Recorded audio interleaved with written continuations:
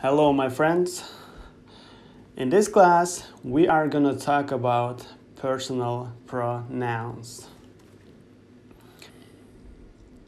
Бұл жерде аз эле жаңы сөз бар, жаттап алышыбыз керек, жана аны экиге бөлүп алышыбыз керек.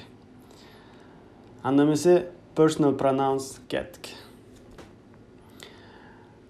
I, you, we, they, he, she, it. Болды? I, you, we, they, he, she, it. I, you, we, they, he, she, it. Баш айланбаш үчүн биринчи кыргызча мааниси, экинчи көптүк жекелик кылып чогуу экиге бөлөлү. Биринчиси I, мен, бүттү. Экинчиси you, сен, тоже бул жерде жумуш иш бүттү. Үчүнчүсү we, биз. I, you, we, they, алар. Бирок ушул жерде экинчи you кирет.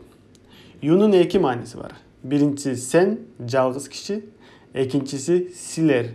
You are, силер, эки жана андан көп киши болгондо тоже силер деп айтканга болот. Андан кийин эң акыркысы he, she, it. Кыргызчада мунун баарына ал деп айтабыз. Ал орусчада он, ана, ано. Он he эркектерге айтылат, she аялдарга айтылат, it жаныбарларга жана жаны жок нерселерге айтылат. He, she адамдарга, эркек, аял, it жаныбарларга жана жаны жок нерселерге.